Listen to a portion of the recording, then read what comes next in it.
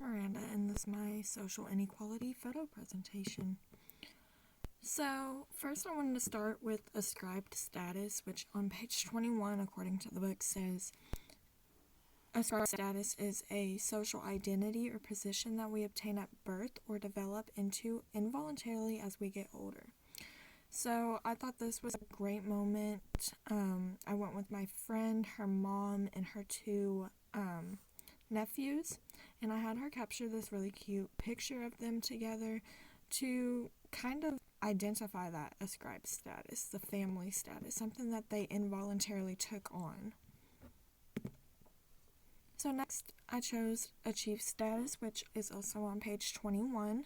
According to the book, it says a social position or identity that we take on voluntarily or earn through our own efforts or accomplishments.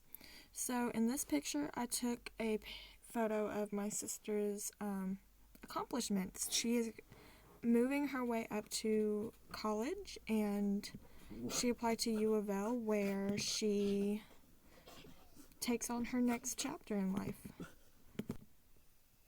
So I thought it was a great chance to show how she is having an achieved status in society because she took on this role as a student. So next I wanted to move on to workers. I thought it would be a great idea to get a photo of the workers at my job and let them represent this term. According to the book, workers means those who neither own the means of production nor have the ability to purchase the labor of others, which in my scenario and these other workers' scenarios, we don't have that ability to purchase labor from others. We couldn't hire a maid if we wanted to, just because we don't have that ability or the means to. So I thought that they were really showing what workers look like in this picture, just behind the scenes of a restaurant.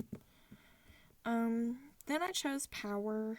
On page 27, it says that power is the ability to influence others and to pursue and achieve one's own goals. So I was at work and I was really thinking about this term, and I was like, who actually holds power, Like, I was like, well, the president definitely has power. And even like when we come down to it, our manager holds power over us, our teachers, our parents, a lot of people have power over us, just as we have power over others as well.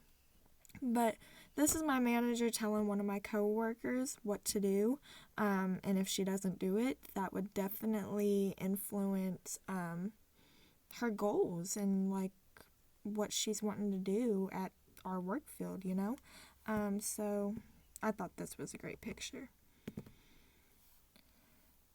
Once again, I was at work and I saw all of my coworkers coming, not all of my coworkers, but some of my coworkers coming together in the back to take a break together. So I thought this was like a great chance to really show the race and of all the people that I work with, even. Not just at work, but even like out in the world. Even the people that come in and dine in.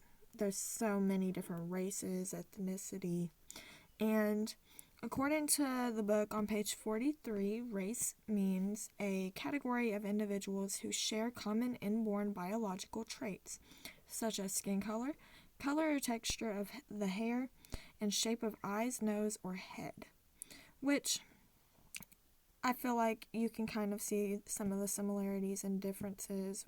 The white people between the African American people, and then we have a Cuban in the picture. So I thought this was a great picture to really show race. Then I chose multicultural identities. On page 49 of the book, it says definitions of race and the way those definitions are incorporated into people's individual identities are particularly complicated for people whose biological parents are of different races. So as my sister and I were out Christmas shopping, we ran into a family friend and her family. I didn't know this, but her kids are mixed. I mean, I really just put them under the category of what they look like than what they actually are. These children in the picture definitely are have multicultural or multiracial identities, from having a white mother and a African American father. You can still kind of see a lot of the similarities and differences between the children and the father, but I thought this was a great picture to show multiracial identities and what that kind of family looks like.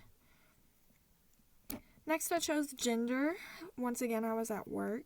On page 58 of the book, it says that gender designates the psychological, social, and cultural aspect of masculinity and femininity. So I just snapped a quick little photo of my two coworkers, a male and a female, together, so I can show what gender looks like side by side. I thought this was a great picture, and they did okay. So next I chose media reinforced masculinity, which on page 104 of the book, it says the overall portrayal of men in film and on television. So I really thought of this whenever I was watching American Dad, and the episode that I was watching really just popped up and was like, here you go. But this little quote right here of the caption of the episode I was watching says, "Just imagine how good it'll feel to finish the job like a man." I don't know what that means, but imagine what it's putting into other males' heads, this is media reinforced masculinity because the father is kind of identifying, telling his son and his friends what a man really is, but a man is really nothing, the total opposite. They're just trying to show what a man should do in the real world as well. So that moves on to media reinforced femininity. So I was watching a show or movie one night, and an ad popped up of a Victoria's Secret. I kind of was just like, I wonder what this ad makes other females feel like. Does this put negative thoughts into their head? Oh, I should look like that. That's what a female is supposed to look like. I need to go to the gym. What kind of thought does that put in a female's head?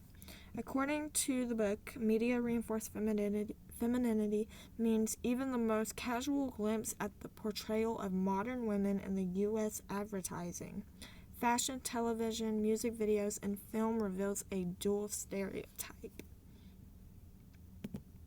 So then lastly, I chose socialization. So I have 2 jobs, and I just started at the second one not too long ago, but I quickly realized what was right and wrong and appropriate and not appropriate at my new job compared to my first job. So I had to make some big changes in my behavior. Stepping back from the job, I can see that job did influence, the people in there really did influence my behaviors and made me act a different way than I did outside of work. It's kind of sad, but it's just a part of socialization. I feel like we're going to be changing ourselves and molding ourselves into different things in different situations of the society. So according to the book on page 117, socialization is the way that people learn to act and think in accordance with the rules and expectations of a particular society. And that is all. Thank you.